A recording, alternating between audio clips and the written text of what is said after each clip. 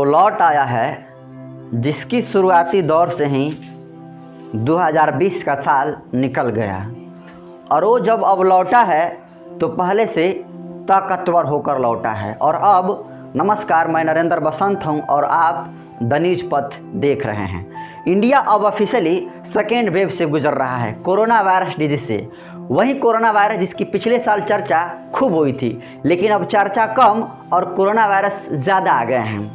तो क्या ये मान ले कि लॉकडाउन लग सकता है इंडिया में? उससे पहले ये कि क्या लॉकडाउन काम भी करता है या नहीं, उससे पहले ये भी जाने कि कहाँ से अचानक ये लौट टपक गया सेकेंड वेव।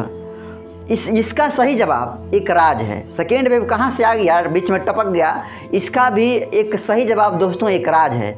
एक थ्योरी ये है कि लोग बड़े लापरवाह हो गए, लोगों ने मास्क लगाना बंद कर दिया, लोगों ने सोशल डिस्टेंसिंग फॉलो करनी बंद कर दी, नाना तरीके की जो चीज़ें हैं। इस वायरस में एक बात तय है कि पहले के जो वायरस थे और अभी के जो वायरस है, सेकेंड वेव के जो वायरस है, सेकेंड वायरस का जो म्यूटेशन है वो ज़्यादा हुआ है पहले के वायरस से।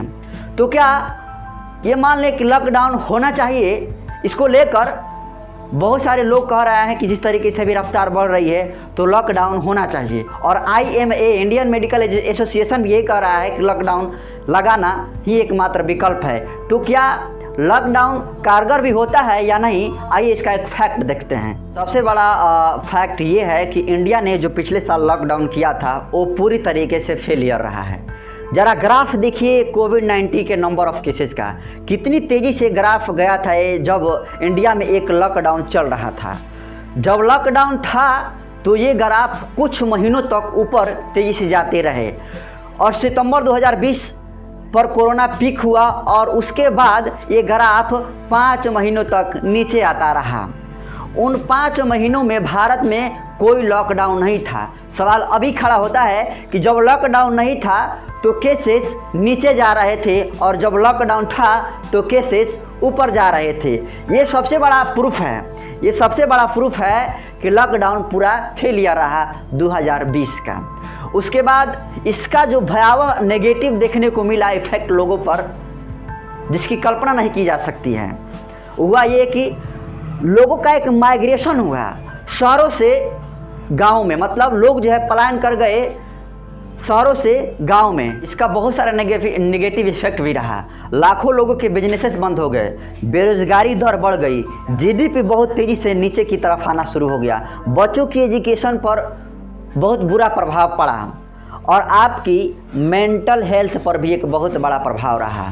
तो ये सबसे बड़ा प्रूफ है कि लॉकडाउन का पॉजिटिव इफेक्ट कम है लेकिन नेगेटिव इफेक्ट बहुत ही ज़्यादा।